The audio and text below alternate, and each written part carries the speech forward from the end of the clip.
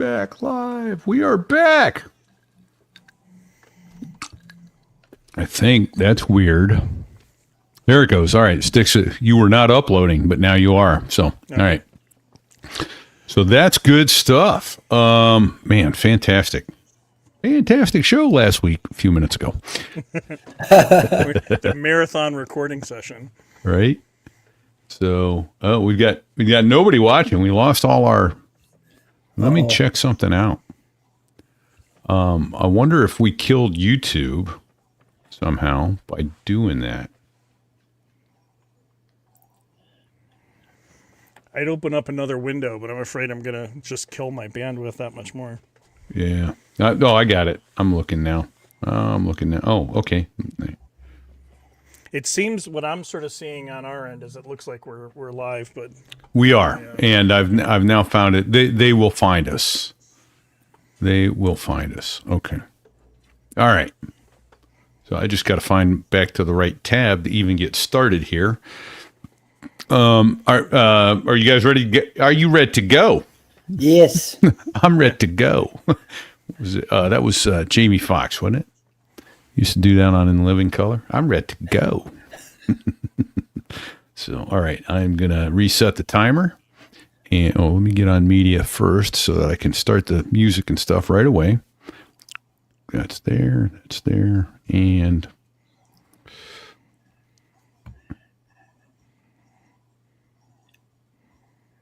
Quiet, numbskulls, I'm broadcasting. This here is a true story about crossing the pond at night in the world's smallest cockpit, on the tanker, through the weather. Oh, and to the tanker crew who did that, thanks a lot. We really appreciated that. I'm just kidding. No, I'm not.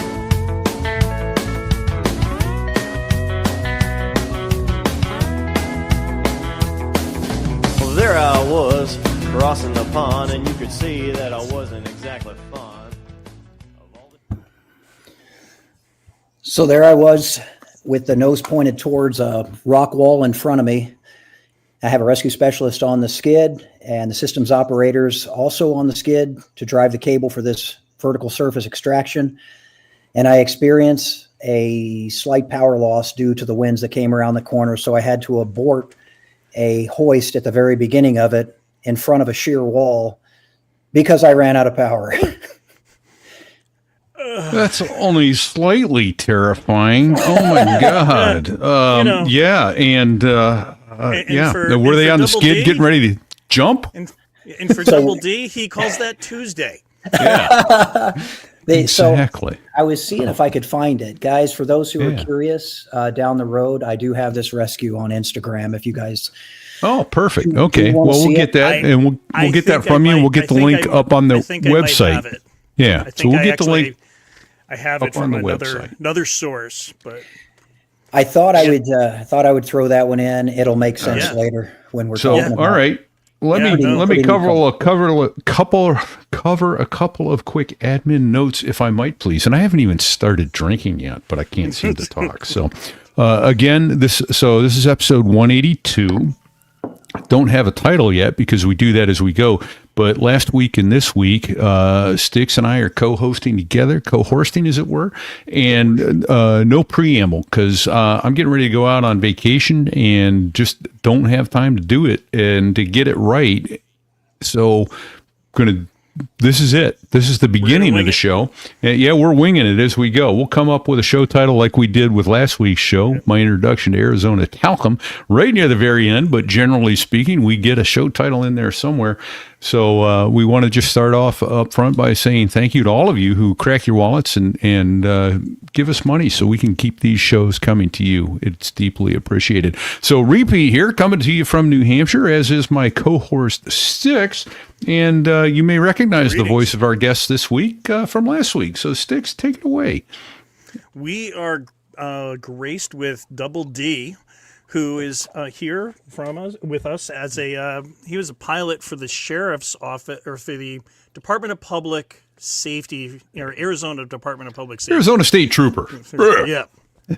And Another lawman, as it were. Exactly. Yeah. And I don't know if he knew the lawman. Probably not, but No, he would have been anyways, after. Yeah. it would have been well after, yeah. But so he last left off with us apprehending having two assailants face down, that he arrested from his helicopter, and some serious badassery. But he's And the victim was face down too, but I guess you don't know who's whom, yeah, exactly. which is which. I did apologize for that to her multiple times. Yeah. I bet she was just happy you were there. She actually calls me her angel. So There you go. But you know what's actually really cool, that because we weren't able to show the video for this, but there is a moment where here you are like arresting the bad guys, and you actually give her a hug. yes, And to be able to shift gears that much and show that much compassion, I think says an awful lot about you and the character of the individual that you are. So I doubt I'm going out on a limb when I say this, but every crew member in an aircraft at any given time, you're a brother or a friend or a dad, and you one of the things that'll most certainly differentiate you from the crew member that doesn't have any experience is how to compartmentalize. And Right. Because I don't want the guy that's going to wig out on me. I need cool, calm, collective. And you know what? If you're going to wig out, maybe it's time to. Yeah. Maybe it's time to just spray friggin' bullets everywhere. I don't know, but I think that's a testament. And you guys both being professionals, you did the same thing. You managed your own cockpits, and you were a friend when you needed to be. You were a dad when you needed to be, and sometimes you were a disciplinarian when you needed to be. But putting on all those hats, we do it as we did it as cops. When I was a cop, you do it as a cop. You do it as a pilot. You do it, as a rescue specialist or a systems operator. So just kind of like I imagine almost any high intensity job like that, be it air traffic control, firefighters, law enforcement. I'm certain in medicine, particularly emergency medicine or critical care. Aviation, where people die when you screw up, you need that talent. If you can't compartmentalize, then that's not a job you want to get into. Right. You truly need to be able to put out the disagreement you had with your wife this morning. Go, well, that doesn't exist right now. Right. This is what we often refer to as high reliability organizations. In other words, these are organizations where there's very limited margin for error, sometimes also maybe referred to as high-risk organizations. But so I want to jump into one thing. Like I want to come in and hit this pretty hard now. Let's talk about hoisting and short-haul operations.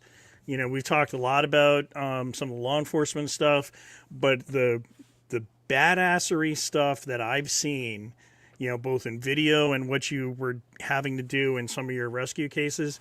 And I want us to get into, because we have not had on the show a hoist operator. So, or anybody who's been the systems operator in the back.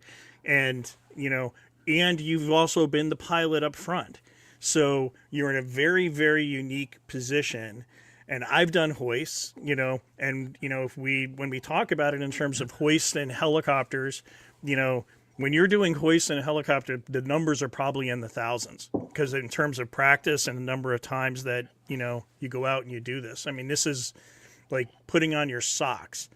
So let's go there. Let's go into these operations of, doing short hauls and how did Arizona State Police evolve in terms of doing those operations? It's been an interesting progression of not only airframes but capabilities, right, up to and including modern day glass cockpits. When you climb in an aircraft and it's from the 1950s or 60s and you're just looking at steam gauges and you're like, can't we do better? The HEMS community, the helicopter EMS community, kind of struggles with that a little bit because they don't want to put the money in it.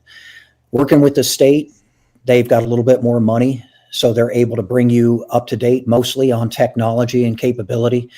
So the other thing is, and we've talked about this in the last episode, was going from single engine to twin engine and the capabilities Yeah. And there's positive and negative. You know what I mean? You could dissect that and break that apart in multiple places and pieces. But we in today's fleet with Arizona Department of Public Safety, you now have 3 Bell 429 twin engine hoist capable aircraft, and you have 2 Bell 407 glass cockpit with autopilot and short haul capable aircraft.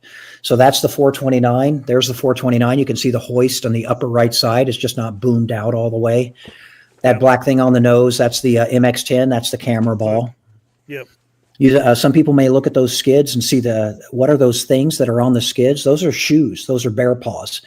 So when you're landing in soft sand, maybe snow, even grass, you'll put those paws will come in and they'll kind of spread out. They'll disperse that mass so that it's more likely to stay above whatever it is. Kind of like snowshoes. That's exactly what it is. Okay. All right.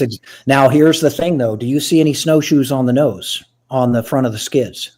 No. No, you don't. So they'll dig in when you're auto rotating, or what's... No. Well, you're going to want to do a zero ground run if able, anyways, in the desert. Otherwise, you're going to roll and you're going to burn up in a fire. So that not to. That's bad luck. Yeah, I don't want to destroy anybody's freaking hero story, but you better come down zero ground run. Yeah. So think about it. Those. You hear that, John? 150 feet, too long. No 150 feet. Yeah, you can, no skid marks. Your auto. Yeah, that's okay. I get better at it. You're drinking your friggin' drink and eating a sub while you're finishing the auto. Yep. But the guys who autoed that long will know what I'm talking about. Yeah. Uh-huh.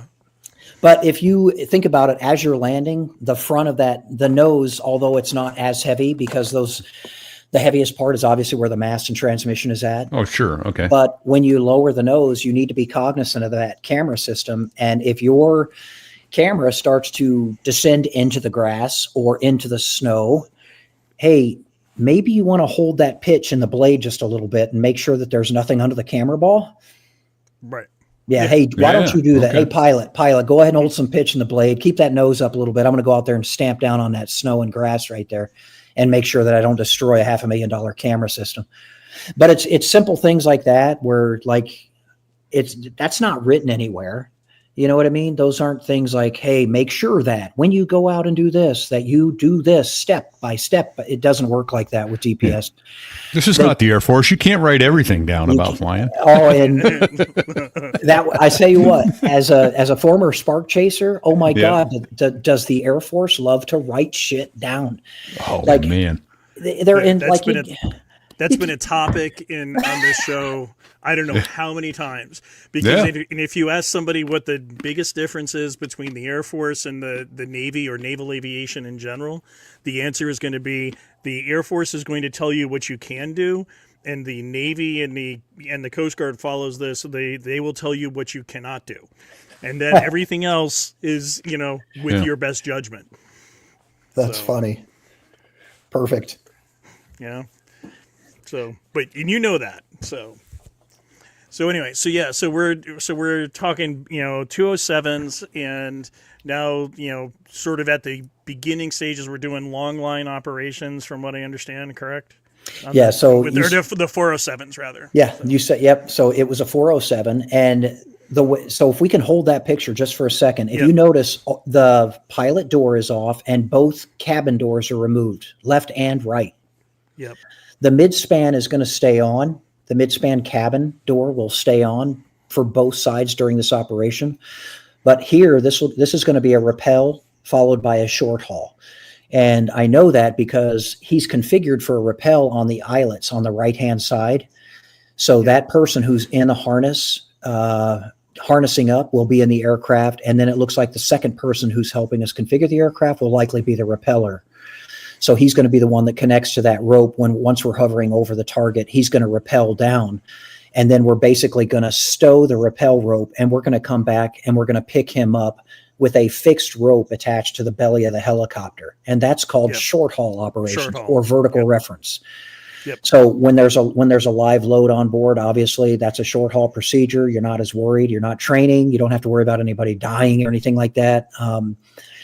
But when you do train, you'll train with different ropes, and you'll go out and you'll train with dead loads, whether it's concrete or a heavy bag or something like that.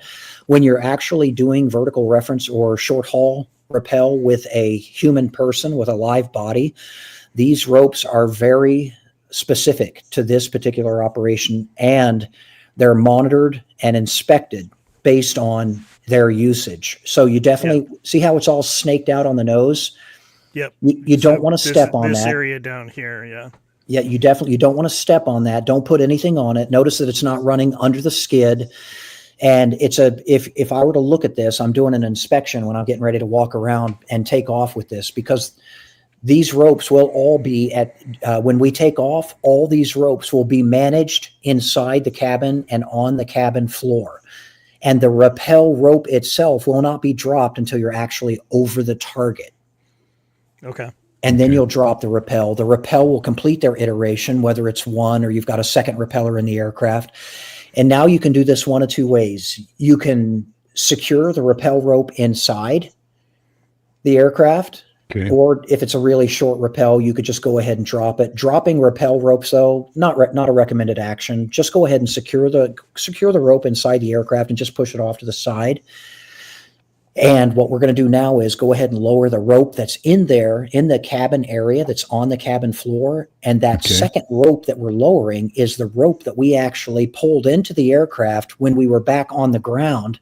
That rope that was snaked out on the nose, we pulled all that in, and we managed that so that that entire rope, to include the capture ball, is actually on the cabin floor and ready to go. So once the repeller is in, he's going to go to work with the med bag. They'll rappel out with a med bag or something. Yep. When they have the patient packaged, however it is they need to be packaged, whether it's flat or whether it's in basically a big diaper, we're going to come back in and we're going to lower that capture ball out. And when we hand you that capture ball, it's being handed 9 times out of 10, this ball is going to be handed by the pilot. Sometimes the person who's in the back, who's actually watching this vertical reference or this short haul operation, they may actually swing the ball over if they need to, or if the winds are really kind of kicking in that certain area. For instance, I've got a rescue from Salome that Angela Rose, Jeff Love and I did. Mm-hmm. And it's the first time that we started doing 2-line extractions so that we could get more rope length. And it's on YouTube under like Salome Rescue. Okay. But you can actually see the helicopter come up, and you'll see the first line is 100 feet, and then you'll see the second line come up behind that. Okay. You know what I mean? Yep. But everything on that extraction, everything is connected to a belly hook. So there are certain checks that need to be done on that hook before you go out and put a live load on it. So you have 3 different ways that I can actually disconnect this hook from the belly. I can use an electrical disconnect that's actually right on the cyclic. So if I've got a snag or something like that, I can punch that. It's gonna open up that hook that's on the belly, and that entire rope and the load and everything with it is going to drop away. But this is the absolute worst case scenario for a couple of reasons. Hold on. So you could have a live load on this thing and punch it. And how do you punch it off? So ours with this, because this was before the 2-hook, the double hook method that they have today, because now they have 2 hooks under the belly. This was back when we had single hooks. Okay.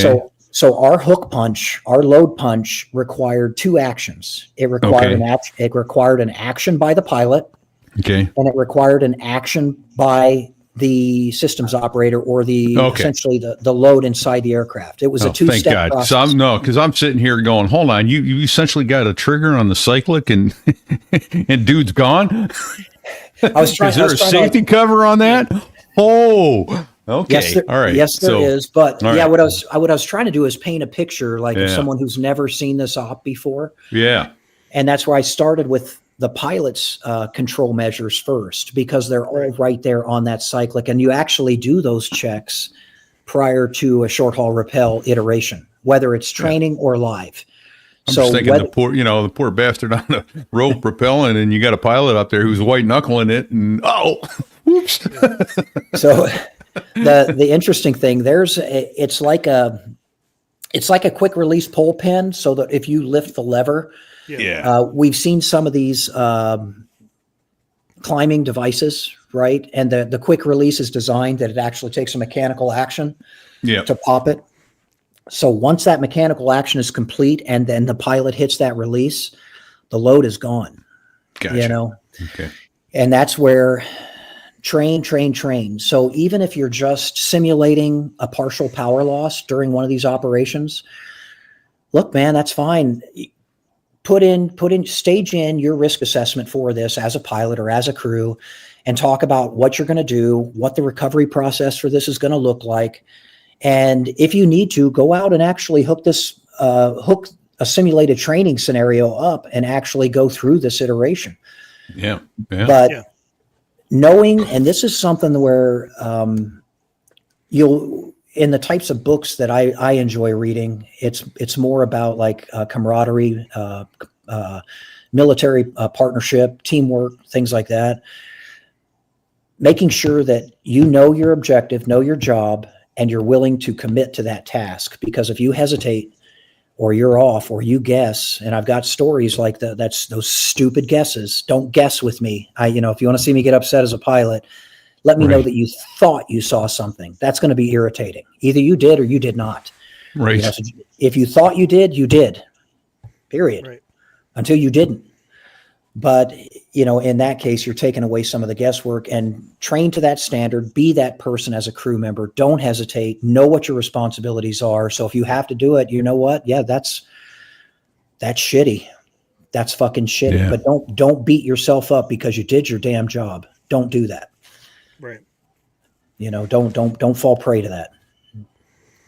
That makes sense. Okay. Yeah. No, that totally. Yeah.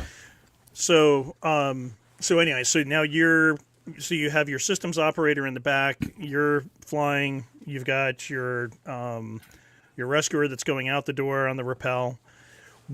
So let's talk briefly, so we have rappel and we have hoist. What are the advantages and disadvantages to one versus the other? You're asking me a disadvantage of a hoist, and aside from the clutch, I would be hard pressed to tell you what that could be. Okay, that's about what I was thinking. I haven't had anybody rappel out of my helicopter.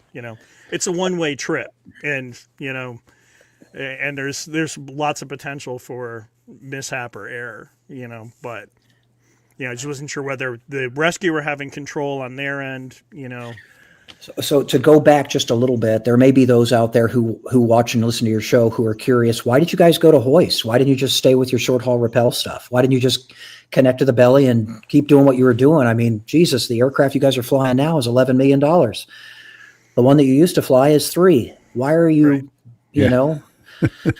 Well, we actually had gone through a transitory period where we tested, what can make us more beneficial to the customers of Arizona, both law enforcement and the visitors that come to the state or residents that go out there and use the products, whether it's going to be a hunter who breaks their leg or somebody who's out on a random road somewhere that's visiting the state and they're off on the side of the road. I mean, what's going to give us our best bang for the buck? And we walked away from the 407 mostly due to hoist capability and situational capabilities. For instance, we can be in and out on almost every night hoist, in and out in under 30 minutes. Yeah. Oh, and keep in mind, that's only 300 pounds of fuel. Where if I'm climbing in the 407, yeah, you're absolutely right, man. It does sip fuel. It drinks gas at 5.5 pounds per minute. But you can't short haul at night.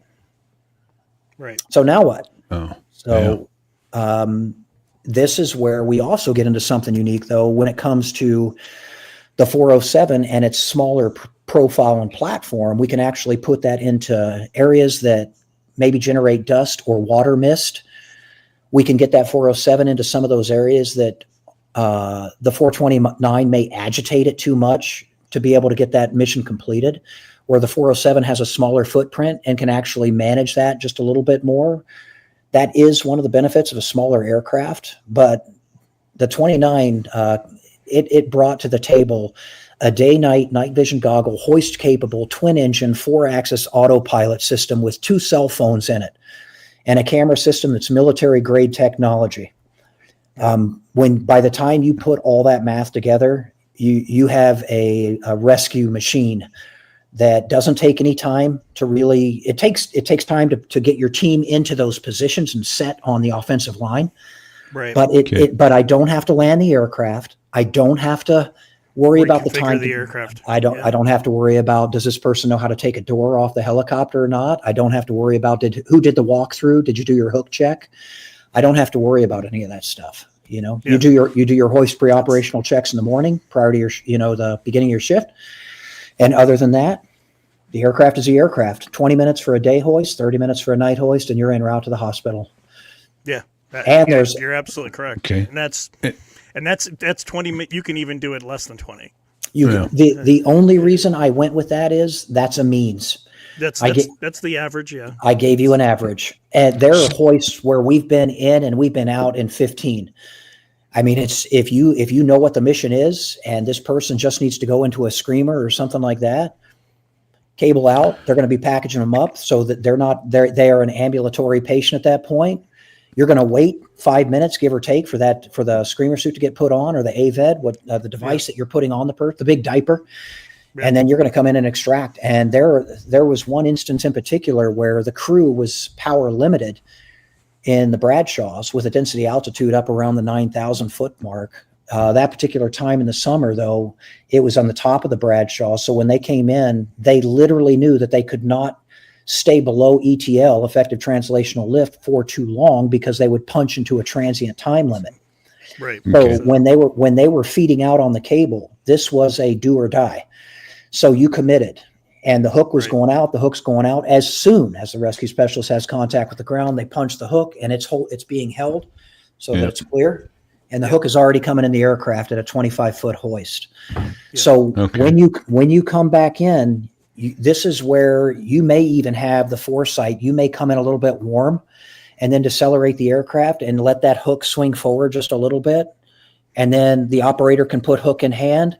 They're making the connections as the aircraft is finishing up its deceleration. So now all I have to do is get that smooth pick with the hoist, get a smooth pick, take that off so I'm not destroying the clutch, and then you're out. Yeah. Well, that is just beautiful. To totally pick up what you're saying. So tell me what a typical day looks like then, because I'm curious. You don't just get in and go out and go flying and waiting for something. You get dispatched to a rescue most of the time, or do you go out and fly and wait for, hey, we need you over here, we need you over there, and assuming you're on deck and you do a pre-flight, what's your time from the time you get a call until the main rotor is turning fast enough for you to pull up on the collective and go? So repeat, and I ain't throwing shade, brother, but the concepts of a first responder and time, I think we put too much in that component. Okay. I think that we should keep aviation in its own compartment, and we don't move any faster than we feel the need to. Move at the speed of safety. So I'm not throwing shade on what you're saying. I'd like to add to it. Okay. And if you're going to fuck some shit up, and it wasn't the engine just deciding to fuck shit up for you, it's going to be something that happened because somebody missed, because they went too quick. Somebody rushed. And I've got stories about that of my own failures where I rushed it, and God damn it, if I had just slowed down, like I could have saved that or not done that action. But I also have a realistic statement for you, because we do know those numbers as well.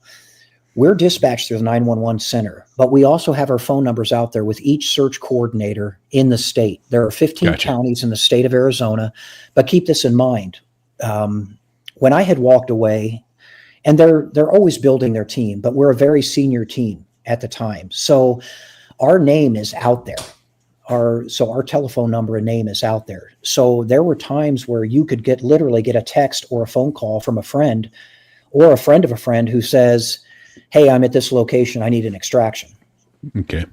And that's, in my opinion, that's great for customer service, because what we can do, especially with our own law enforcement component, is when we orient them to the aircraft, You want to take my phone number down? It's all yours, buddy. You can have it, because I want to know that if you're out there in the middle of nothingness and I'm the name that you call, I want to be able to give you that asset. And if I can't give it to you with me in the seat, I'd like to be able to kick that straight over so that we can get you the right team for the location that you're in and get you out of the spot. And I want you to know help is on the way.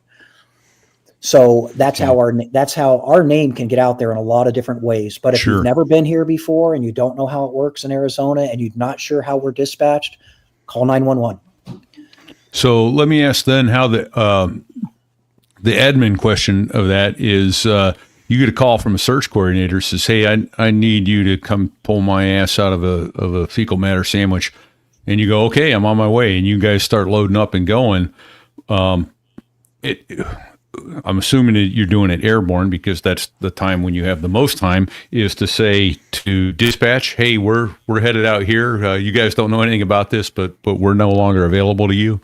How does that work? No, that's a great question. And actually, you pull in an alibi on my part. I failed to let your listeners know that the 429 twin engine is a 3-person team. That's what makes that aircraft so successful. That's not to say that if we got a law enforcement call and we needed to go out and do a warrant service, that I needed 3 friggin' people in that helicopter hovering, looking at the same target that SWAT is down there hitting, right?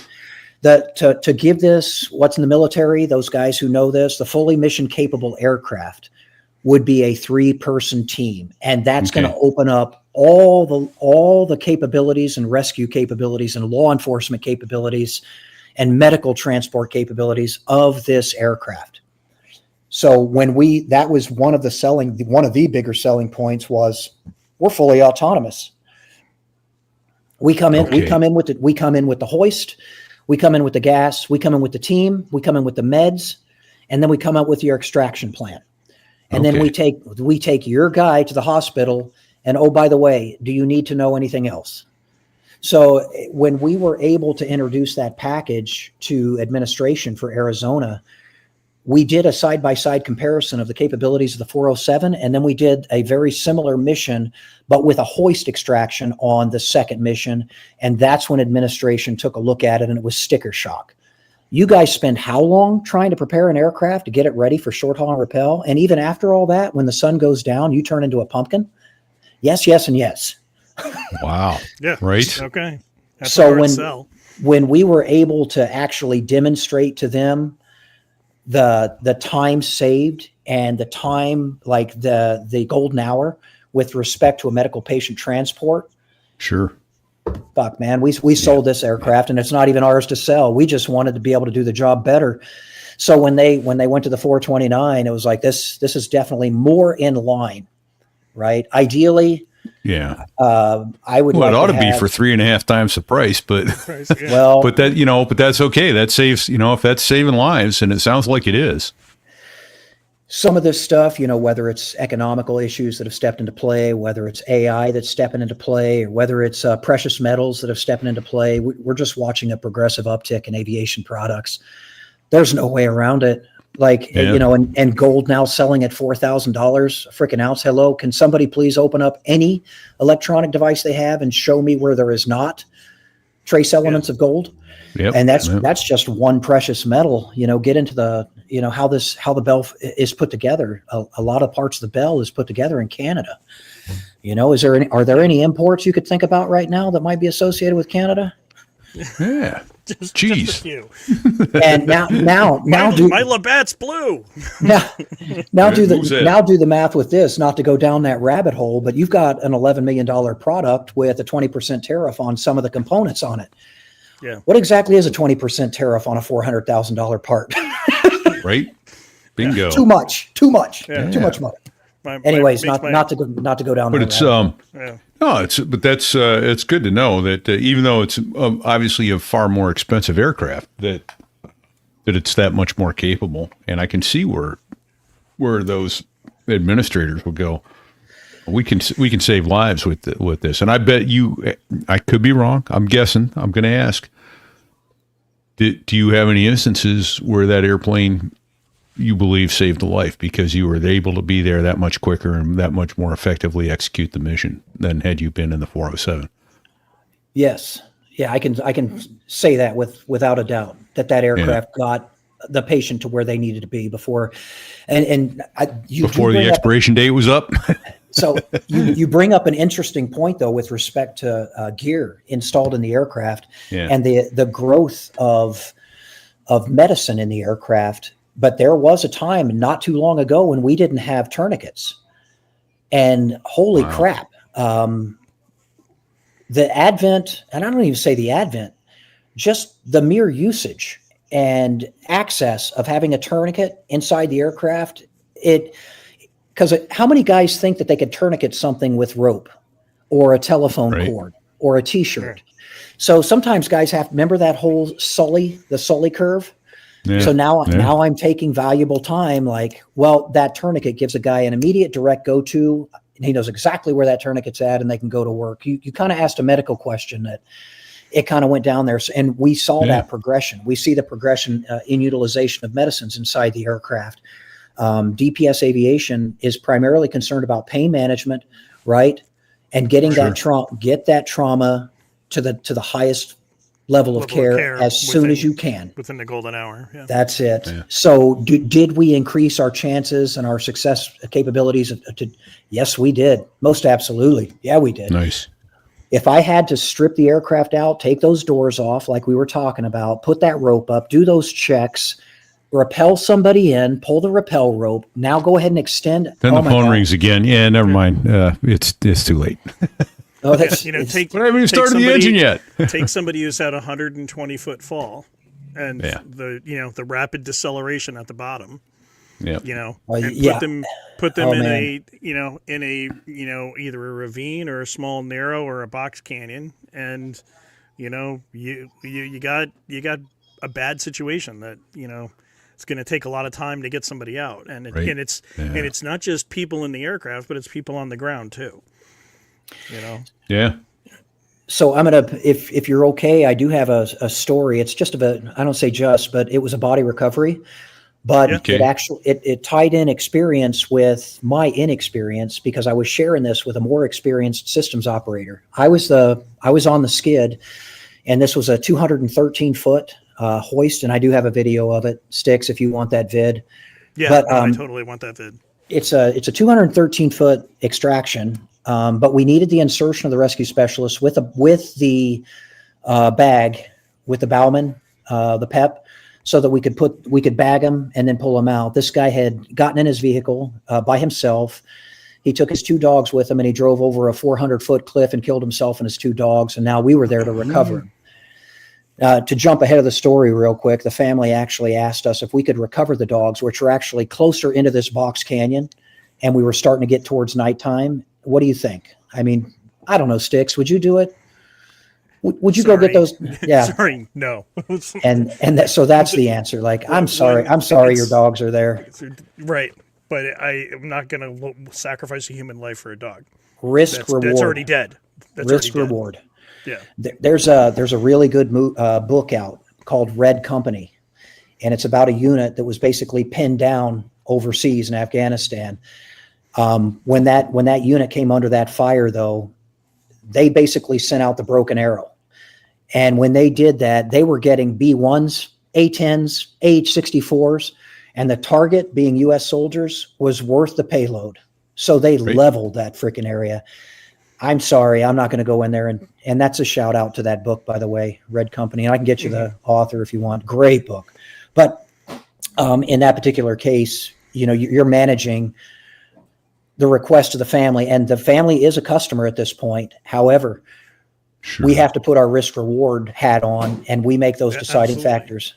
But on that, now our total cable length is 287 feet. But I'm not sure how much, Sticks, you had mentioned that you were a hoist pilot as well. Yeah. So we understand offset.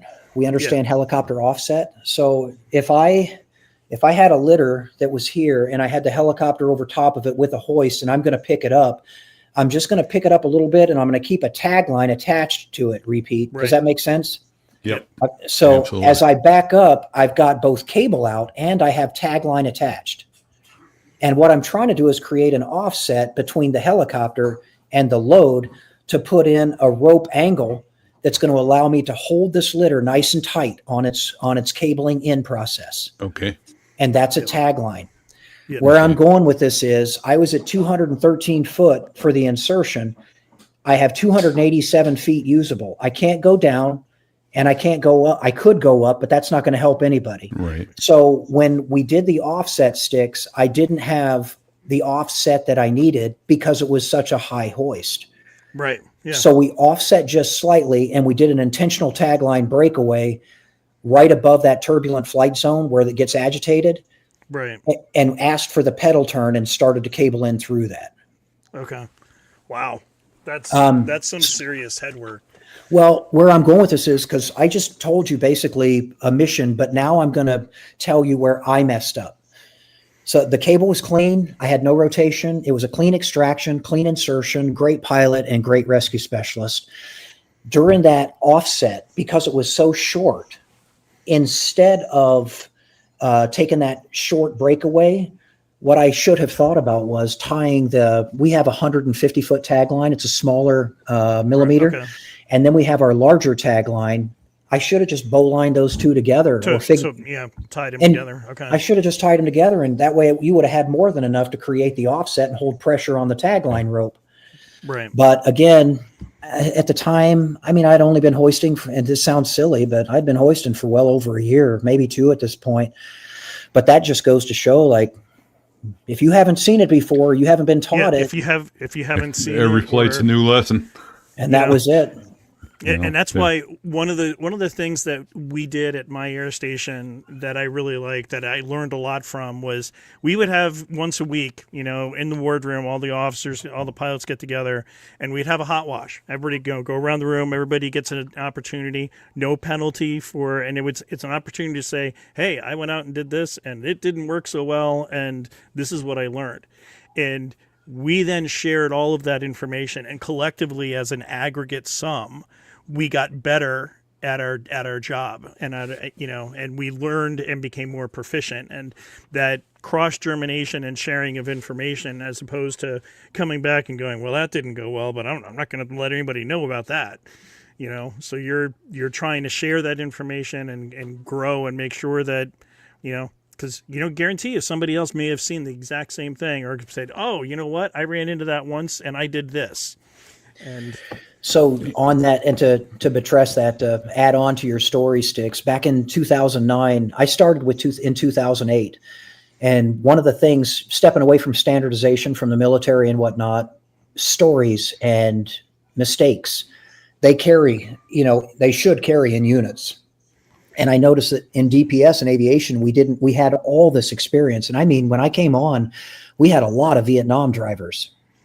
So we had guys who saw a lot of shit, or the potential to see a lot of shit. Yeah. And in 2009, I approached the supervisor at Kingman and I said, why don't we do the thing called lessons learned, and let's talk about each other's mistakes? Because, like, keep in mind, I told you I only had 2,000 hours when I started with DPS. right. I finished with over 6,000 and some change, but 2,000 hours, that's not a lot of time. I mean, not in the grand scheme of things. It's enough to get you your foot in the door and to get started. It's a starting point, Yeah. and that makes sense, But it's and it's and you need to share that information. That's the only way you move the ball forward. Correct. Yep. So after 2009, we did that lessons learned. And we started talking about, this was a mission and so every year during aviation safety conference, that's 2 down days, essentially. During one of those 2 days, each unit talks about a mission where something was learned from that. And you can get some really neat stuff out of those missions. Absolutely. So let's you think it's maybe time to jump over to the maybe the Insomnia Canyon rescue? Yeah. Or we could do that one, or the Oatman Mountain one. The Open Mountain. Oatman. Oatman. Which is a more natural flow for you. from a rescue? Insomnia was one of the first rescues that I was pilot in command and in my own ship at that time as a Kingman pilot with a very experienced medic on board. So knowing that it's very, Insomnia is more proximate to when I was released into the unit. Okay. So for those who don't know, Insomnia Canyon, that's a good 45-minute flight from Kingman. I don't expect anybody to know that, but that's a good 45-minute flight over that way. So when we launched, we got word that there was an individual who their device had failed or something. This guy had fallen a significant height, and this story is actually available to you in a hiking magazine. And I'll get the link and put it on with the show release. Yeah, and Quinny does have that. He did look up that article, but by all accounts, we were essentially notified because it was a fall. It was a climber fall. And that's how it came out for us. So not a big deal. Sometimes climber falls can result in you landing right next to the patient and extracting them, but that was definitely not the case with this particular climber fall.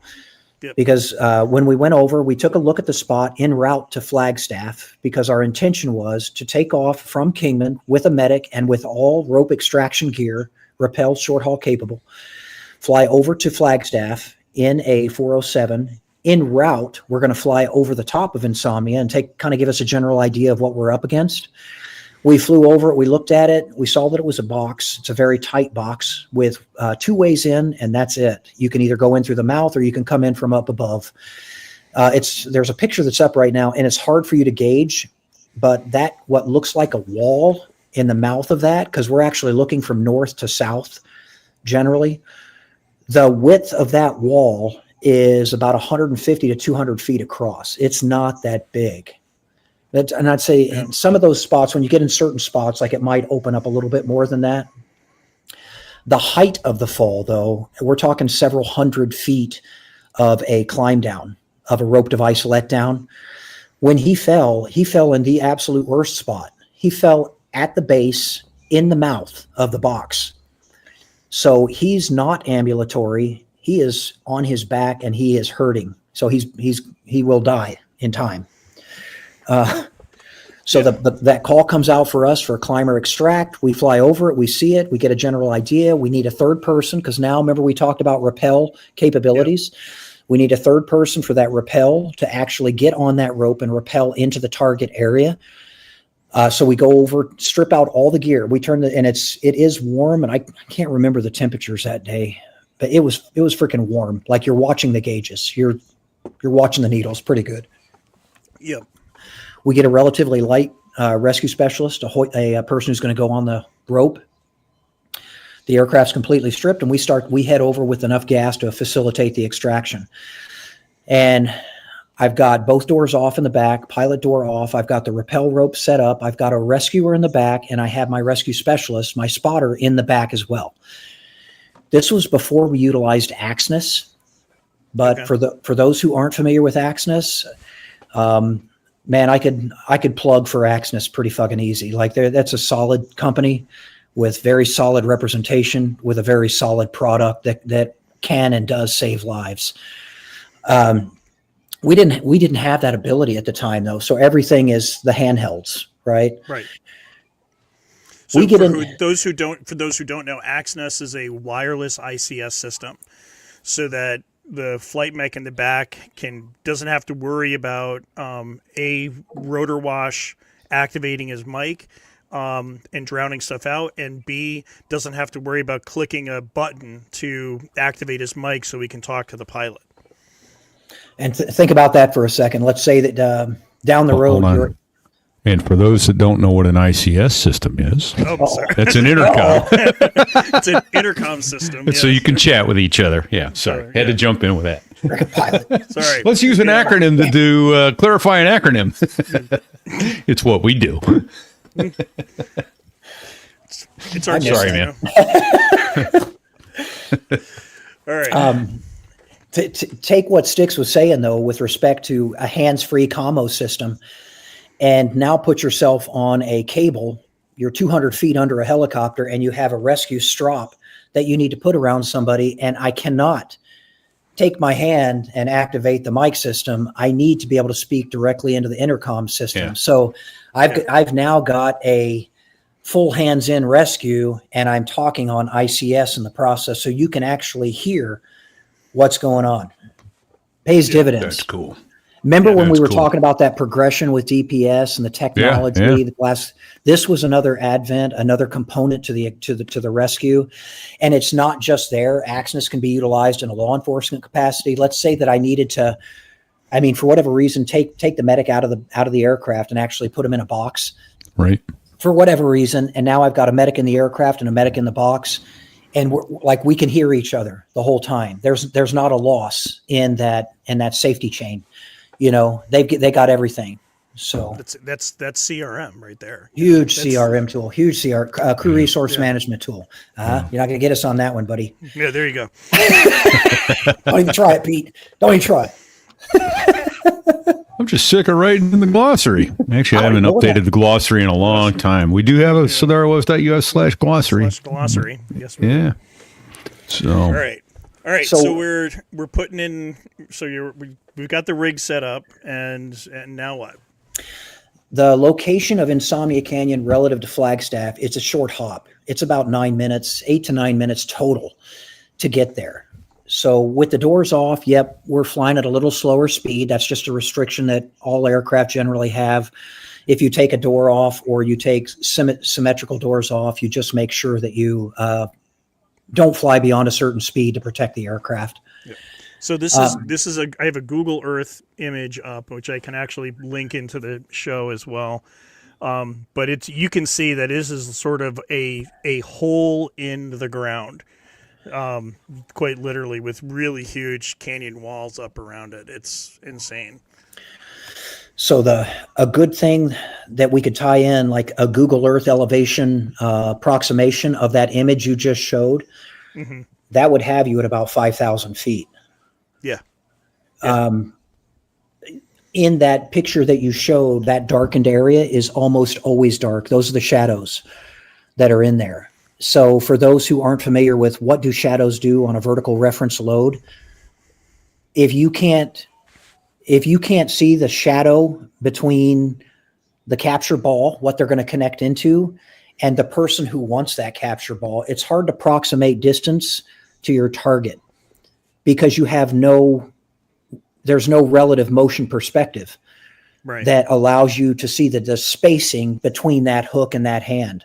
So it puts a little bit more on what I would call the systems operator in the back, your safety in the back. Because now if you want to verify, have your person in the back call the load. Or if you're on Axis, your capture ball is 3, 2, 1, hold, capture ball in hand. There you go. Yep. Right. And that's how in the Coast Guard, that's how we did our hoists. It is the guy in my back is basically conning me in, and it's, there's rescue check part 1 and they come on, and then it's rescue check part 2.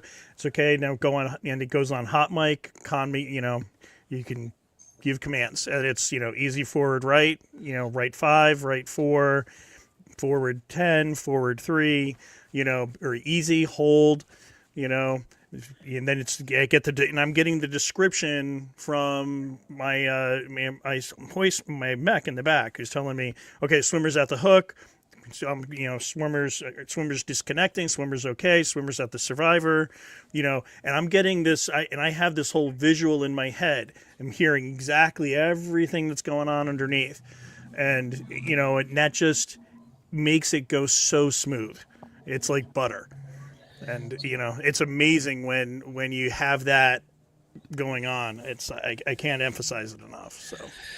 So Sticks, not to jump in front of the story, but you could not be more accurate, more precise in that description from a hoist pilot's perspective.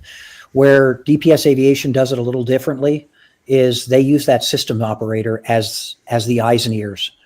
Yeah. So that SO is calling to target with hook in hand or tagline attached, or litter is 10 feet off the deck, easy back 5. Right. We shift all that to the systems operator. But where I wanted to tie in that game for those who may have their own doubts about their own capabilities or training, or how did you guys get to this level? Sticks, you mentioned the thousands of times that cable was out, that Hobbs was spinning. Yep. A Hobbs is a ticker. It's basically a meter that goes on that hoist. And the only time that Hobbs is ticking is when that drum is rotating. Yep. So think about that. So if I have 200 hours on my hoist, that's 200 hours of the hoist going in and out. That's not 200 hours of the hoist sitting there static. Yeah. So one of the things that where I'm going with this is DPS Aviation will provide for you an enormous amount of training time to get you to the most professional limit that you can hit. So and that's one of the things that our guys, to this day, you're walking away from it, they boasted is our pilots are the best. And I'm not throwing shade on any other companies. If that should be a testament to anything, to the people that are out there listening to this or watching this, that's the brotherhood. What you just heard is don't come between the brotherhood. That is that we trust ourselves and each other to the nth degree. And we are ready right here, right now, today, to put our lives into their hands, his life into my hands, my life into his, and make that team be a fully functional three-legged stool that drives the perfect hoist and extracts without complication. What we have to train for. Go ahead. And with that, actually, I want to show this because, based off of what you're saying, this is the perfect time to.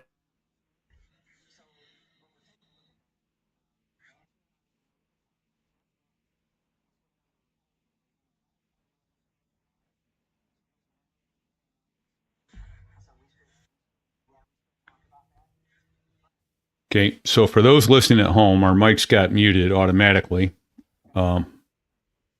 I cannot unmute their mics. The helicopter is going to a cannon. There's the hoist operator is leaning out the starboard myself, side. But. Yeah, there we go. Looks like he's going to chop down a cactus, a giant cactus. Yeah, we're looking down, like what's got to be looking down on we're a looking helicopter down into the yeah. rotor system. We're probably a good 75 feet above the helicopter, and you can see there's these updrafts coming up, which is kicking the tail rotor. And the helicopter's having to make adjustments for that, and that's just these that's the canyon, funneling the wind up through the rotor system, and so you can see actually also the pilot has his head out, looking down. I hope he's belted in and doesn't fall out. Yeah, so, they're basically trying to get that. Daryl, you're muted. We can't unmute you. Yeah, the ball. If you look down in your left-hand corner, you can. There you go. There we go. Now we'll shut up and let the expert talk. Yeah. Oh, you guys were doing a great job. Can we pause it real quick? Yeah, sure. Absolutely. Let me, if not, that's not. It doesn't pause and it mutes us all. Whenever the video comes on, it mutes everybody. So let's stop with the video, please. I'm back on. And just talk it. Let's just talk about what it was, because now I've got to go in and pull all that out because it. Okay, sorry. No worries. So what you guys witnessed, that call came out from a 911 call, and it kicked over to search. Search pushed their way into the area, but you could see that it was a gorge, like a gorge area, a canyon area. Yeah. And Sticks, you're spot on talking about canyon winds. Updraft canyon, the time of day you saw that the sun was out, so we're always driving right to the extra cold thermals. Yeah. So that's how the winds were. I was pointed generally to the south, and that's how those canyon winds were running generally. It's just that they were gusting, but we had already repelled in Jeff Love for a hiking injury, non-ambulatory hiking injury. So this guy can't he can't walk himself out, right? You can't 2-point this guy out because you're not going to 2-point a 250 pounder for 4 miles. That ain't happening. So when they reached out to us, they said this is probably going to be a short haul. And when we went over, we flew overhead, we looked at it. We saw where we could land, but it would be like a 2-hour plus extraction by ground. We knew that this guy was a medical emergency. So we made that decision to go ahead and do a short haul rappel in. So we rappelled Jeff in at it was an 80 footer, give or take. Okay. But between the winds and how close we were to the rock wall, we stayed away from that fixed line, 125, 100-foot short haul. And we went ahead and connected extra line to give us that flyaway capability if anything happened. Okay. Yeah. So even as low as we were, I still had more than I would have if we had lowered down even further, because that canyon slot pick out was so far down in the rock Right. that when we came out, we had 2 lines hooked up. And when the video plays, you'll see the first knuckle, the buckle of the rope. Yep. You'll see it, and then you'll see the second line come up, and then you'll see the litter and Jeff come out with it, and we took them over to a box. Yep. We didn't land and convert back into a medical. Remember when we talked about the wins versus the losses? Yep. Keep in mind, when you took a 407 apart, you had to put it back together. Right. So if you landed with a medical patient, and I'm not saying that we would not do this, because there were times where we did, but you could land, strip the aircraft, facilitate the short haul, and literally hand the patient to yourself, put everything back together, and then fly the patient away. But it's time. It's time consuming. And that's You're where better the off to trade pass them off to another helicopter that can fly them out. That's or it. ambulance. Can you just for me, if nobody else, tell me the difference between some of it makes sense, but what a short haul is, what a 2-point is, what versus a hoist. And So this is actually a great question, because why is it even called a short haul? Yeah. But traditionally, those litters they're not positioned too far away from the extraction point. So Okay. it's almost a nomer, it's a moniker that, it's a short haul to your intended drop-off point. Drop point. So Okay. if you hear somebody say, like, man, I had a short haul the other day that was 5 miles, and I'm like, Jesus Christ.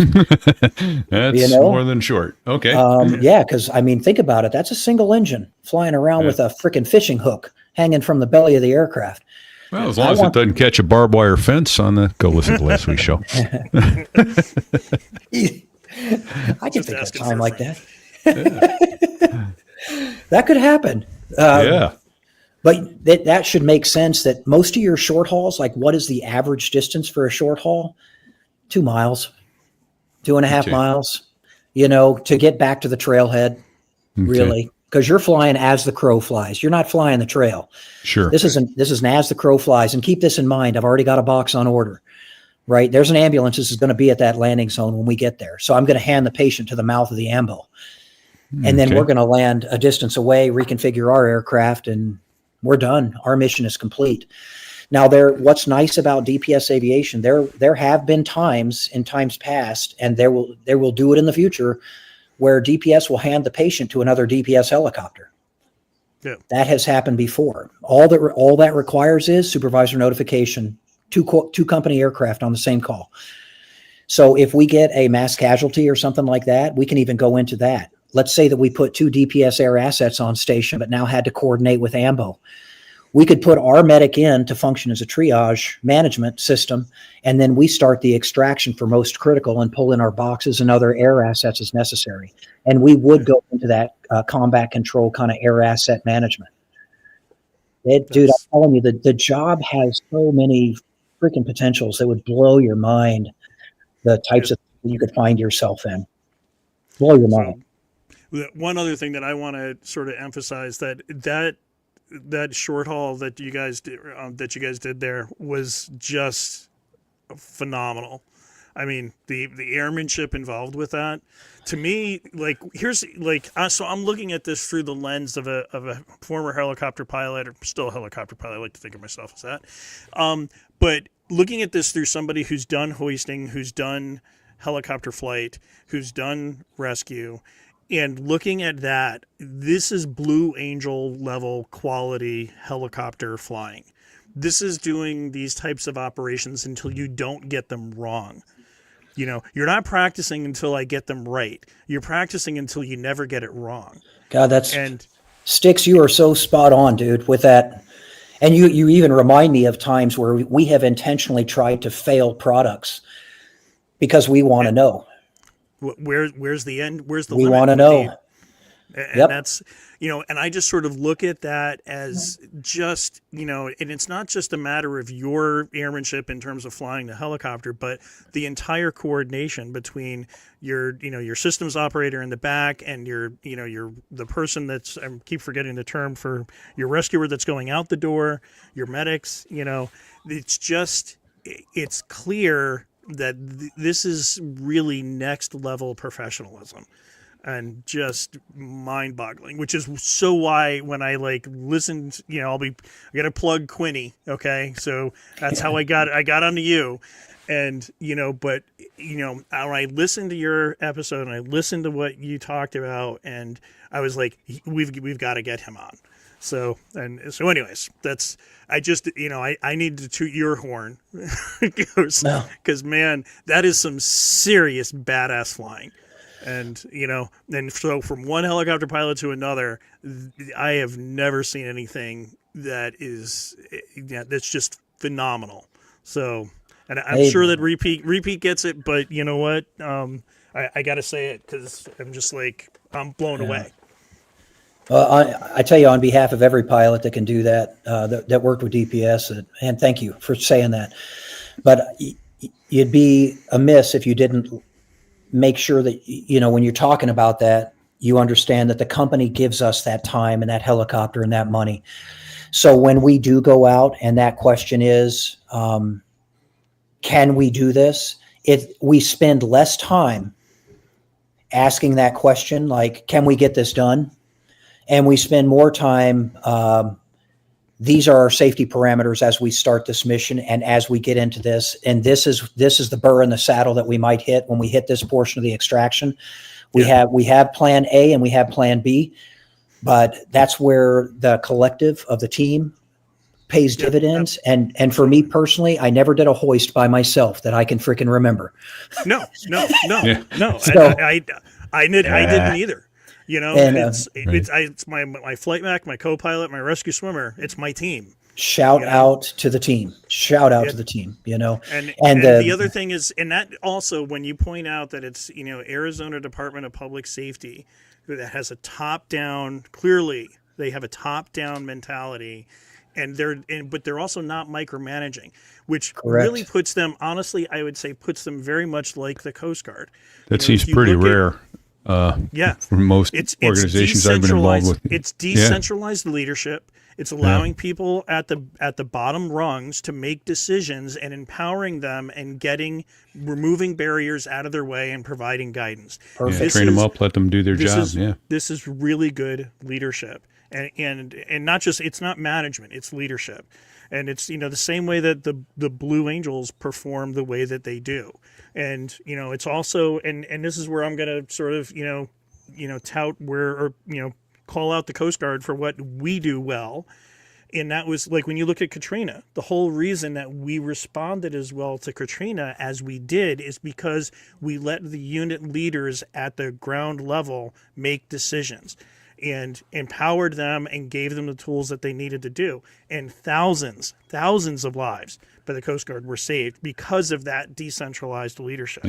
If we sat around and waited for higher ups to make those decisions, we wouldn't have had the successes that we did. And and this is reflected in what Arizona Department of Public Safety is doing as well. So hats off to you guys. And an addendum to that, those sticks, it's for those companies that feel like, they need to keep their thumb on the frickin' scale or their finger on the pulse or however you want to word it.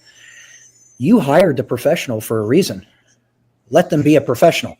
Get the fuck out of the cockpit. Wait a minute. I want to tell the professional how to do his job. Hey, Doc, let me tell you how this works. Hey, Mr. Plumber, let me tell you how to sweat that pipe. And that's why when I'm training new nurses, I'll sit there and I'll ask them a question like, okay, how do you want to go about doing this? And they're like, well, I don't know. And I'm like, well, you went to school for this. This is your sandbox. You should be allowed to make clinical decisions. And that's why you went to school for this. This is why you have a license. Don't wait for somebody to necessarily have to give you permission for everything. Right. So, you know. So, anyways, all right, that's awesome. So Very neat. that is just some amazing flying. I really cannot begin to tout that. Let's talk a little bit about. You want to jump into Oatman? Hey, Mountain? Dizzy. I was thank Dizzy there. I just noticed that comment. Thank you, Yeah. brother. I appreciate that. Yeah. Indeed. So let's. Do you want to jump into Oatman, or you got another story that you want to? Shit, yeah, man. Let's talk Oatman. That was a fun one. Yeah, and I got some good pictures to go with that too. So Oatman is the location of where Boundary Cone is at, and Boundary Cone. A fun fact, by the way, Oatman used to be like literally one of the fire agate capitals of the freaking West. Like Oatman used to sell fire agate by the pound, and now you're hard pressed to find fire agate anywhere out there because everybody's picked it clean. Fun fact. Okay. But it's over by the Black Mountains, over by Bullhead City, just to the south of Bullhead. The elevation around there is, I would say it's around 3,000, right? 3,000 feet. And it is your typical low desert hangout. There's not a lot of foliage on the ground. It's a very dusty environment. The rocks that are there are volcanic, and they've been there for freaking thousands of years. Yeah. They're very, very abrasive, which is great for climbing, but terrible when you fall and lacerate your head and kill yourself, on the first body recovery I did. In this case, this guy went to Boundary Cone for a free climb, and Boundary Cone is several hundred feet in the air, and that is looking at it from you're looking at it from the north side. That's the north side of Boundary Cone. The south side is actually a little bit higher. It kind of peaks up on the south side, and I'm gonna say it's like 700 feet, man. It's freaking up there. Well, this guy was climbing, and when he was coming down on the backside of it, on the south side, he slipped. And there's not a lot of places to slip and go except for gravity to take you to your demise. But this guy fell into a landing, and that's the landing. That landing is in the ballpark of. So what we're looking at is a sheer cliff face, and it appears to be, the crack appears to be, I don't know, 8 or 10 feet across at the top and down, obviously down to the bottom, just wide enough to hold a wedged-in human body. There is a person with this patient right now who had rappelled down like 400 feet at night. Oh, dear God. And got to this guy. So he is going to manage our litter. Right. And that'll make sense here in a little bit. And take a look at this. If you look up in the top left-hand corner, you can just make out the shadow of the helicopter. And it's just, it's just, the only reason I put this up here is to try and give you perspective to what they were dealing with. Yeah. Again, this is probably a little bit higher up looking down. And then this is where they were at the top, where the rescuers were. So now there's a picture of the cliff looking up, and you can see the rescuers. And then, obviously they're pretty tiny. And then you were going to back out, I think. So yeah. I hate putting pictures up. I'm sorry. There's 99.9% are audio only. Go to sotheriwas.us/episode/182, and you'll see or even 181. These pictures will probably be up on both. Here's the perspective that I will try to share, and that is, to me, it looks like the individual they're trying to rescue is sitting at the bottom of a cliff that is effectively like being at the bottom of the Empire State Building, and then the rest of these people being up at the top, and they're now having to figure out how they're going to get into this wall. That is, anyways, you don't even need to hear me talk about it. You're going to have to thread a needle by dropping that hoist in there. Yeah. Dude, I like hearing about it, man. It's a fucking sound like a fucking cool story. Yeah. So the area where I'd pull back a little bit, for those who think that this guy is right above terra firma, where he can just kind of like, I don't know, go another 20 feet and be on the ground. No, he's got another 300 feet, give or take, to go from where he's at in his ledge. So that's his little bird's nest right there. So he came down several hundred feet, and he's still got several hundred to go. So that's when we came in. Now, if we weren't able to accomplish this mission, which kind of long story short, we did facilitate this extraction, did get a nice award out of this.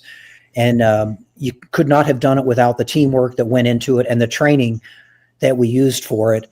What's Can only interesting is imagine the terror. I would say teamwork, and there's at least 4 calls I can recall, and this was my first one like this, where your blade is off the wall.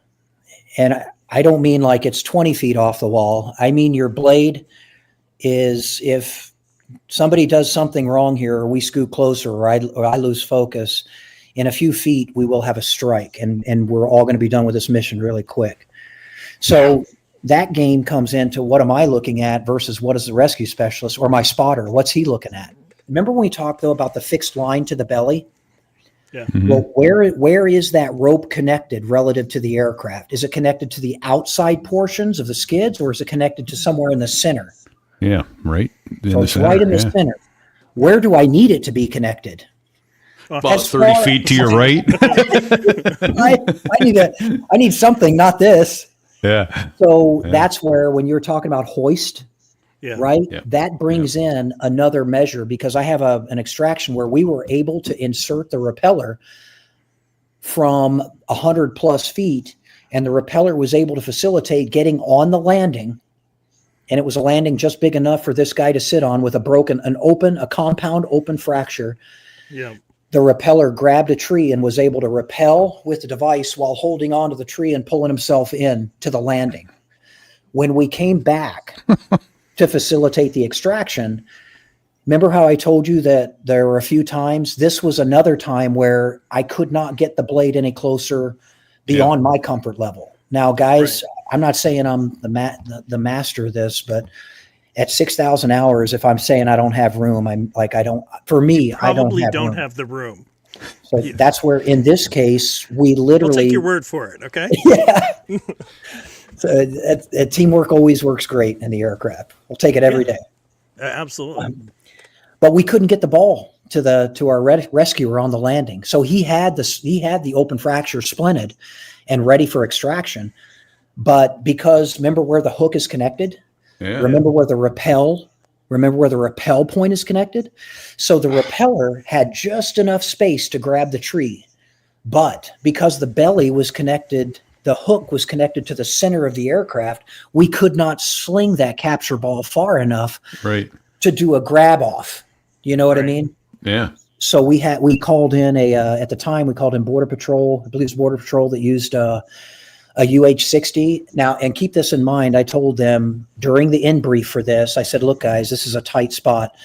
And like, I ain't throwing shade. I'm no super pilot, but like, this is a tight spot. And they kind of gave us this look like, yeah. But when they came back on debrief, and I'm not kidding, because they got cable rub. Yeah. Mm-hmm. For those who don't know what cable rub is, that's when that hoist cable is extended and it goes into a fixed item, whether it's a tree branch or a rock or a car, but it rubs against something, and they did get rub against a freaking granite mountain.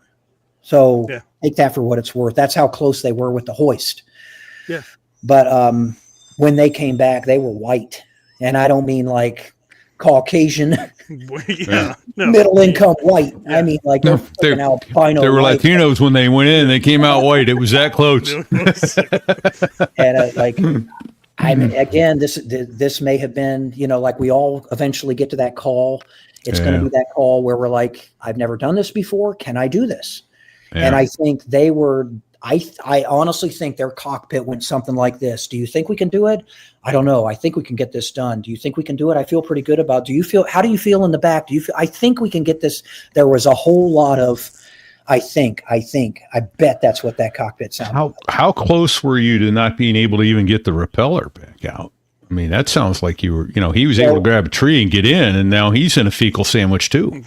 That's the problem. At that point, we were ready to go into plan C. If the 60 drop him some rope and say, see ya.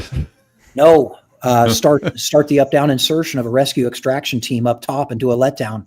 Okay. Right. Yep. Okay. We're not going to, it's a lot easier to let that bag of meat go low than it is to try and pull that guy up and extract him off of a pinnacle. Yeah, use gravity. Yeah, that's what I was thinking. Yeah, try to get some rope in so he could then rappel down from there further down. But keep in mind, the medic, I don't want him necessarily on the extraction at that point because he's been with the patient. Yeah. I'm not going to manage your scene, but I would prefer like some fresh eyes and fresh meat get in there and start bouncing ideas and take that scene, that person who's in Sure. there. And as it happened, the person who went in was literally one of our most experienced medics Okay. with DPS. So I had zero concern. So later when I found out he had to grab a tree to rappel in, I'm like, what the fuck, dude? But we need look, to have a This is a tree. Oh, and for those who haven't grasped this in your vision yet, the way I'm understanding it, this is like a tree poking out of the side of the damn cliff. yes. Yeah. This is not a, Yeah, It, this it was the only this way to isn't get a close, well-rooted- pull himself into the cliff. This isn't an anchor point to go rappelling from. This is correct. So, Terrifying. and I'm definitely not throwing shade to that medic, dude. If I ever got hurt or anything and needed a medic, I want him. Yeah. But Yeah. I just didn't nuts. know what it took to get him in there. So when I found out, and I'm like, what? How are we going to fucking get you out? Yeah. You know? Yeah. And this can turn into a problem. So plan B being the UH-60, plan C being, ground-based letdown system. Hey, boss, we got the medic into the site. No problem. Can't You get wanted him out. me to bring him back? Oh. Sorry about that. I didn't know that was part of the mission. And that, that No, takes you wanted into your medic account, back. anytime I ever put my swimmer out, I put my swimmer out with the mindset of how am I going to get them back? What's the plan to get them back? And if plan A doesn't work, what's plan B? What's plan C? And there was one time, and I talked about this, there was one time where I left my rescue swimmer on scene. Yeah. And, Whoops. Whoops. And No, that's, he wrote. He I says he wrote it down. I wrote his position down in about 5 different places, had about every crew member write it down in about 3 or 4 different places. There was no thing way you in aren't hell I was dyslexic. there was no way I was getting back without having them saying, "Oh, I don't know where I put it." That was not going to be me. So one of the things, and I'd actually go into that's a good training scenario, is when you're training a new pilot, have them insert a team member and then say, hey, simulation, we are now bingo fuel. What do we do? Well, the very first thing I want to hear that guy, but even before I let him know we're bingo, that we're running low on fuel, I want to hear him say, I'm going to go ahead and transmit lat long location to radio so they know proximal.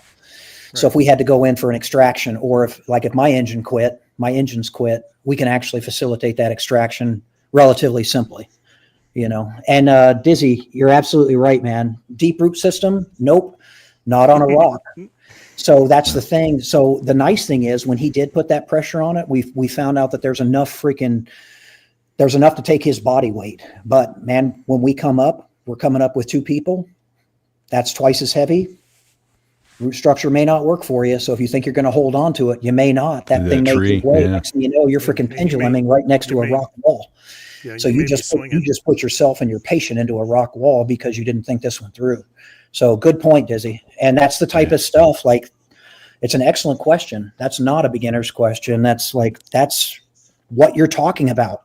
And when you're in the middle of how much of that tree is going to hold? Yeah. You're going to pendulum after this. What's the plan? Well, when I peel you off the wall, I need a forward and left. On the count of 5, I need a forward and left, and I need it all you've got, and I need you to maintain a forward speed, not beyond 30 knots. Get me up to 30 knots away from the wall, and I'll let you know when the load is stable. Yeah, and that's where having that that systems operator in the back. Yep. And the forward speed will stabilize the load. What it'll do, the litter's going to fly a little bit behind center, but what that forward speed will do is it'll bring it down into center of gravity, and it'll just hang generally like a dinner plate. Now, as you slow speed or induce lateral movement, left or right movement in the aircraft, what you may see as you slow speeds down, you may get not an oscillation, but a pendulum. Pendulum, yeah. But again, this is where DPS allows you enough time. You should know how to mitigate a pendulum as a long line pilot. Every long line pilot knows how to mitigate a pendulum pretty freaking quick. And you're not just going to jump into this mission without training. You have to be released from DPS, and you have to go on a check ride. So this is something you have to demonstrate the ability to do. And it's just that you will eventually get to a point or a mission where, holy shit, I've never seen this. I'm being challenged. Yeah. Either, Do you train with crash test dummies or anything like that out on a litter? Or not with anything that measures gravitational force. Okay. For instance, like if we're doing, this is a fall and we were to drop Rescue Randy, we have no measurement systems to show like, yes. No, I'm sorry. What I'm asking is like, do you in the litter so that you can learn to mitigate that? Are you in actual conditions? You're mitigating that pendulum moment on the aircraft, or Yes. do you put a live EMT out there and go, hang on, buddy, we're training. So we don't, we don't do it that way. Okay. We use, how do you learn? so concrete blocks. And then Okay. when we're anywhere up to 300 pounder that we do have a 500 pound seasoning block, but we don't use that for short haul. That's a Okay. lead block that we use solely for seasoning for the cable. And seasoning is essentially once the cable has been inspected, it's been stretched out with no weight whatsoever on it. So you've got 287 feet of slack fishing line that you need to tighten up.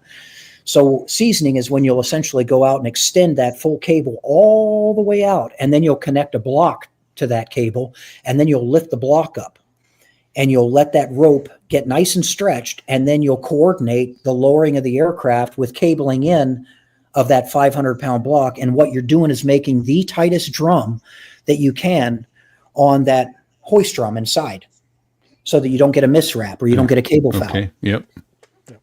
And that's what that is. But we don't, interesting enough, the guys that are going to hoist capable platforms, not everybody is also learning how to short haul.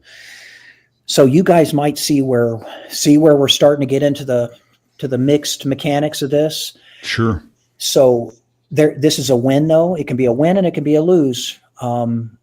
If I need that aircraft and had to put out a call specifically for that, and could I think of anything right now, I can think of it immediately.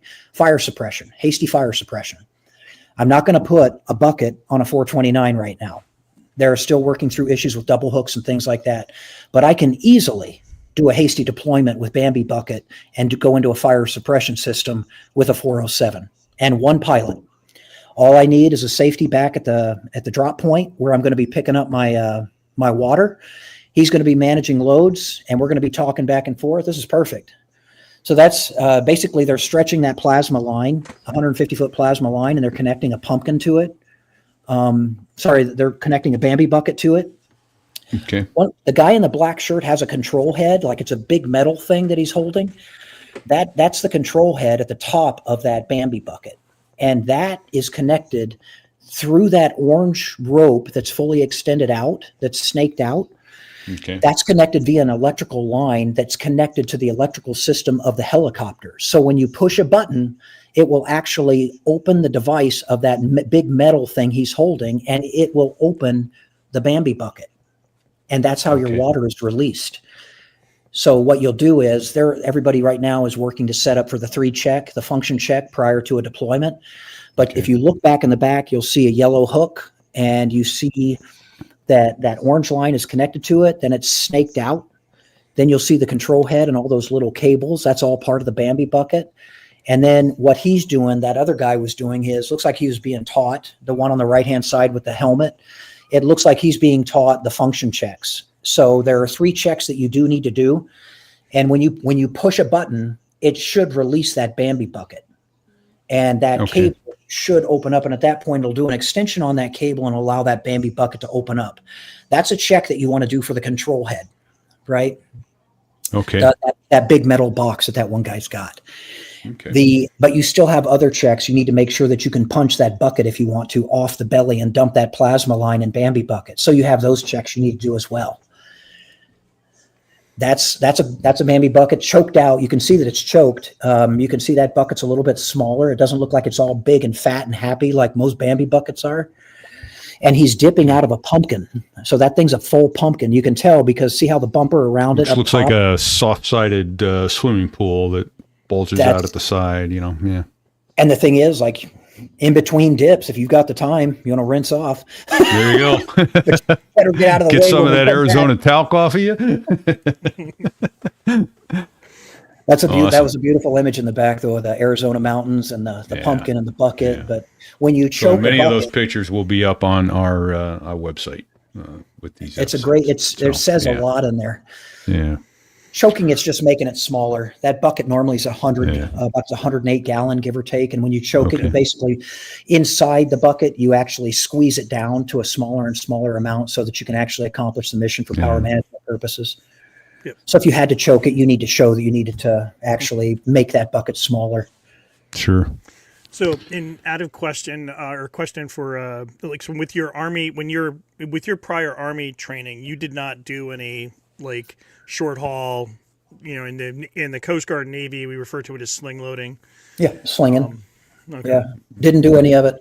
Didn't do any of that. Okay. No, the 58 Delta is it's a scout attack platform. So the munition systems on it are AGM-114s, Hellfire missile, 2.5 pounds explosive. It could take 2 on one side. That it didn't do the larger loads like the 64 did, but it could also take the 275 rocket system, and it could take the 50 cal machine gun, left side only. Yep. But you could also fire a Stinger from it, which I thought, unrealistic, trying to capture a freaking 6th generation jet out there with a fucking Stinger and a 58 Delta. But hey, man, I bet it looks cool in the video game. To me, it just seems like the 58 Delta is going to be thrown off. It's going to be more affected by the Stinger than the Stinger is. Dude, I'm going with this. I'm going with a full blown broken arrow at this point. The base is under attack. Right. Yeah, there you go. Launch the 58 Delta so that we can put a fucking Stinger missile on that. Yeah, exactly. On that Su-25. Yeah. I'm going to go with. My I guess is think it's we're screwed. Right. Yeah, exactly. Right. Well, man, we've been going about 90 minutes here. So what I'd like to do is circle back to you're staring at the rock wall and out of power. Very cool. This, and I do want to mention this to you guys. I didn't talk about this mission with Quinny. Oh. And well, the reason I didn't talk about it is at the time of the mission, it was a hot plate, and the last thing I wanted, because he just wanted to, he wanted to talk with me, and I'm like, I'm only one of 3, man. But I didn't want to sit in on that 3-member debrief of this hoist because, and the reason I didn't was because there was only one person, in my opinion, who literally saw more and I thought was more valuable, and that was the systems operator. I mean, the systems operator, he just fucking killed it on that. And it was, and I am not banging my chest, but it is a picture perfect vertical surface pickoff. So if you want a training video, use it. And I'm not kidding. I mean, I've got 7-8 years of hoisting. The team that we had that day was great. So here's the call for ran out of power and why. We facilitated a mission that was up north. So we were in Payson when this call dropped out. And this call was all the way down by Oro Valley. So, God, we're talking about a 45, 50-minute flight, and I still need to get gas en route. The good thing is we were fully mission capable, so I had 2 good medics on board. We're doing the math, looking at it, and we're just getting ready to get a really good pie out of Payson, out of the FBO right there. They make the best pies. But being a pilot, you got to know this stuff. So we start heading to go get this guy, and the call dropped out as 2 hikers Spider-Manning in the Catalinas. And it's like, yeah. I mean, we've heard it before. You're never going to freaking know until you oh shit, 2 men Spider-Man. Yeah. Catalinas, fuck. Why didn't you tell us? So we started heading down. We did have to take gas en route. So we took a bag, and I'm trying to do the mathematics of what's the heaviest I want to be when we actually get onto the extraction point. We're going to have to come up with 2, right? Because your V-surf pickoffs, they look like this. I've got a guy that's essentially held into a wall. He's either facing it forward or he's facing away from it, but he cannot move. He's stuck. So what we have to do is, without the rotor wash affecting the patient, so you have to be high enough. Okay. You want to be able to get over that and do an assessment. Can I get the aircraft relative to the hoist? Can I get that aircraft into that area enough where I can actually put positive pressure with the wall so that my rescuer can come in with a strop and make that capture, cinch him, and they both come up together on the hook, and we kind of back up away from the wall. But when you pull in initially, you want to see that, what does this look like running dry, right? Sure. Yeah. So we're going to position over, we're going to pick our altitudes. I'm going to pick my references. The systems operator is going to tell me what he needs relative to parking for a successful mission. The rescue specialist has to confirm that they're comfortable with this mission. We're not going down unless everybody's a go. And I think that's generally the same in practically every rescue platform. Yeah. But it'd be stupid if it wasn't. But when we eventually got overhead and in position, we're looking at it and we're like, crap, man, this is going to be a freaking 230 foot of cable out of 278 into this wall. And oh, by the way, it's midday, so the winds are coming up canyon. And when we got over for the first extraction, we're cabling out as I'm scooting in. So you're just scooting in really slow, and your systems operator, when you go back and you actually watch this, because you can watch this whole extraction on Instagram, you'll hear the systems operator say essentially forward and right 20, forward and right 15, 12, 10. But while he's doing that, he's also telling me 100 feet of cable, 130 feet of cable, 145 feet of cable. And he's letting me know where the cable's at relative to how much is fed out of the system. Okay. So the systems operator now is driving this aircraft. All I'm doing is shaking the sticks to get it to where he wants it. Okay. So I'm his pilot. So as he's telling me forward and right or back and left or easy right, all I'm doing is just moving the stick ever so slight to get it to where he wants it for his perfect position for his hoist. This is his hoist. So on the first one in, we were able to extract the first person, the more compromised of the two. And we did that via a capture strap, picked him up off of the mountain, and then took him back to the LZ that was just immediately behind us by about 3/4 of a mile, maybe a mile. Okay. So we kept the cable fully extended. You don't want to bring that litter up to the skid because then you're going to relieve the captured pressure. That capture strap comes around almost like a Band-Aid, and it grabs and it holds you. So if I relieve that pressure, I'm taking that captured pressure and putting slack in that chest seal, right? Okay. So I'm allowing that capture device to actually open up a little bit, at which point you could actually lose your litter, you could lose your patient. So Whoops. so you want to keep that positive pressure applied, so you keep the cable extended. So we went to, I think it's 270 feet is how far we cabled out. I didn't want to get too low. Part of this was potential for engine loss. The other part is winds and how the winds are playing down there in the canyon because they're pushing the aircraft up, and I don't want it. I want the aircraft to stay at a spot. The first one went off without a hitch. The second one, when we went to extract the second person that was pinned into the wall, as I'm positioning in and the nose is off the wall and I'm scooting into that easy forward 5, 4, 3, I run out of power. And I hit a transient limit with a rescuer on the skid, and the systems operator actually has him on the cable, but still with an Orca, like another fall restraint system. He has him connected to the Orca. So as I'm peeling away, God, I don't even remember. Oh, abort. That was it. And that's how much time he had to like suck into the skid. And I'm like, you got the extended version. So when we peeled around, we lost a little bit of altitude. And this time I came in a little bit higher so that wind that was heating up the ground wouldn't eat up that lift in the system, and it wouldn't give me any surprises. So I had to do that next one a little bit higher because the winds changed just enough to make me have to deviate a little bit from my initial references. We extracted the second one. Though.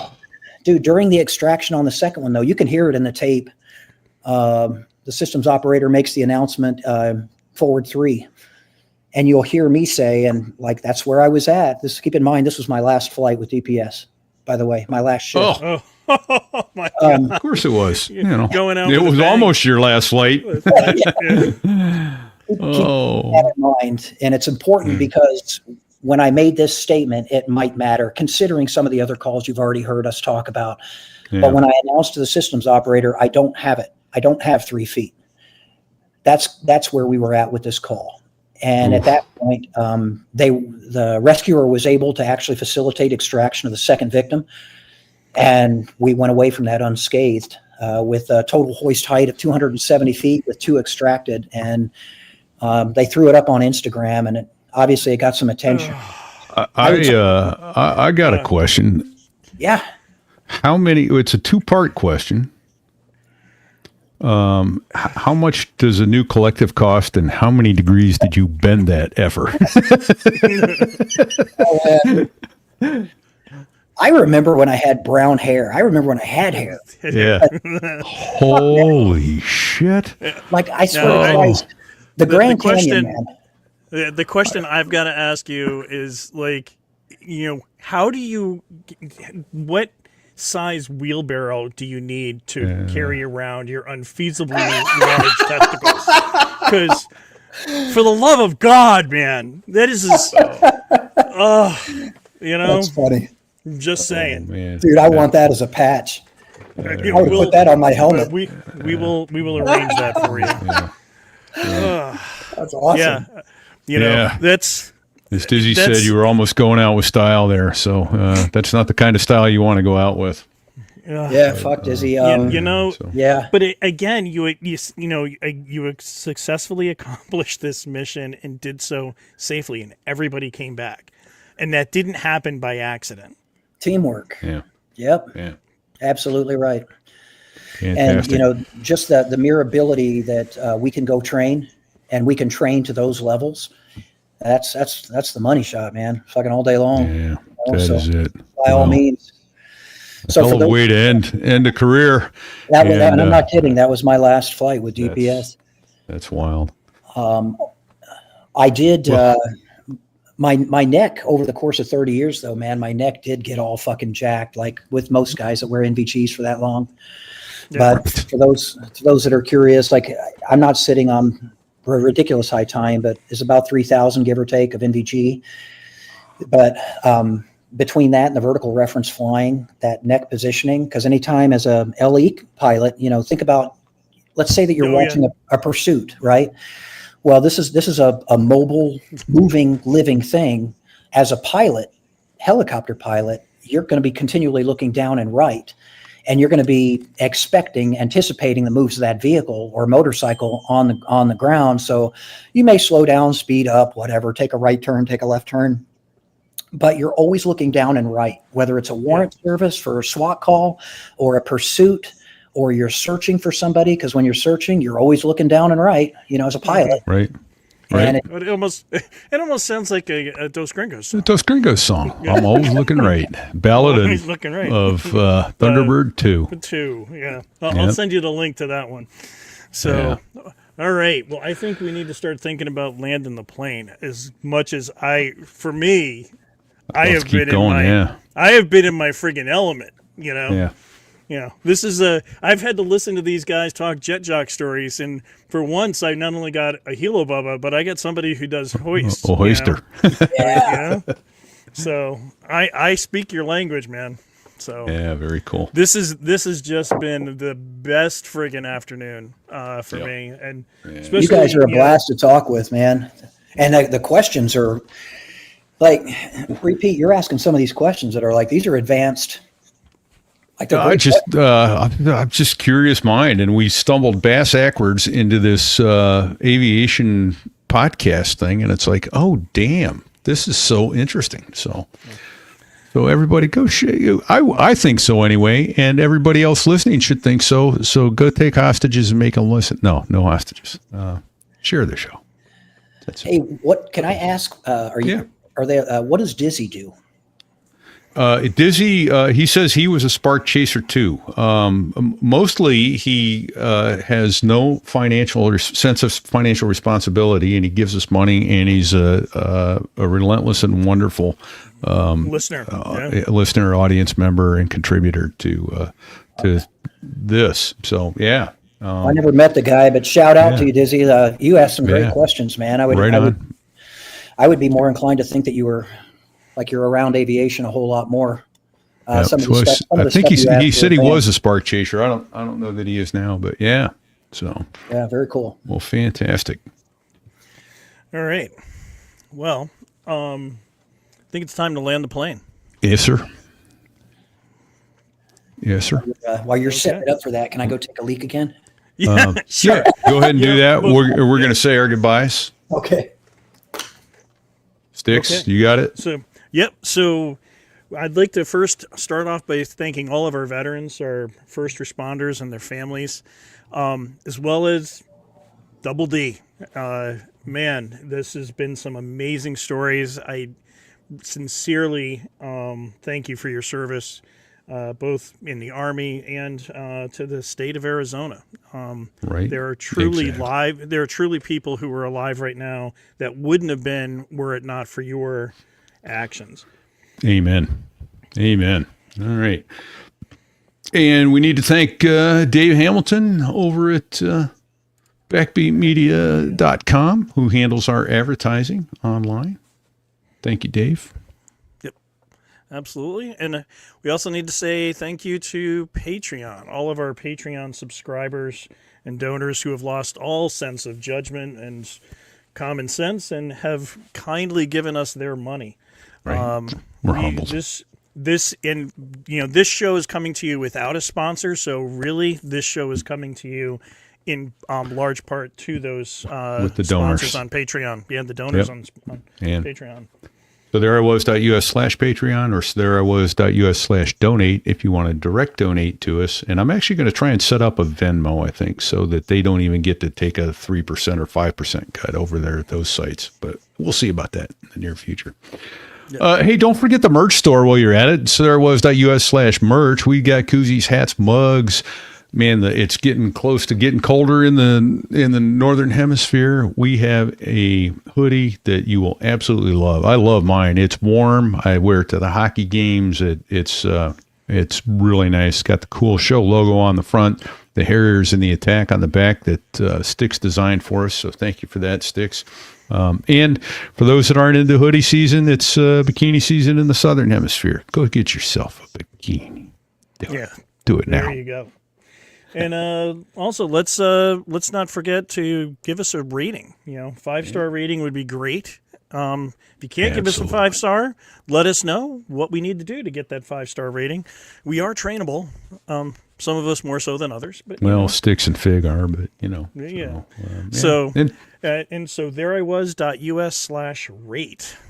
Indeed. Yep. And thanks to you, Sticks, for sitting in last week and this week as a co-host, and for the production work that you do. You and Bago both deeply appreciate that. That's a big help. And also, of course, to none other than Badass, who does let us use his amazing photography. It looks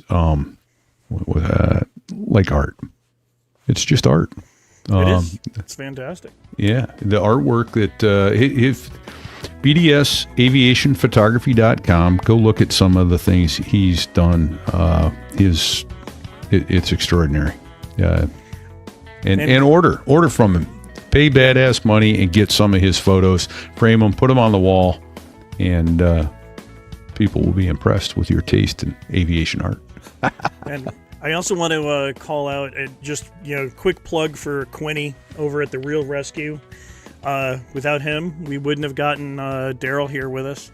Right. And so check out his podcast. He does a fantastic job. What it takes 4 of us to do, he does as a one-man show. And he does a great job. So check him out. And Dizzy writes on the comments, he's now higher ed teaching Sparks. So he's teaching guys how to chase electrons around the planet. There we go. So very cool. Yeah. So thank you so much, Dizzy, man. We appreciate all your loyalty and such. And 2 other thank yous. I think we need Sticks, but they escape me at the moment. Those gringos. Both of them. The 2 white dudes. That's how it translates. Yep. They were, actually Latino, but then became white when they went on Daryl's helicopter. Right. There you go. All right. Well, I hope we don't get canceled for racism because we're not. Just, having some fun with it. All right, everybody. Until next week, stay safe. Don't sit on the collective. Don't do it.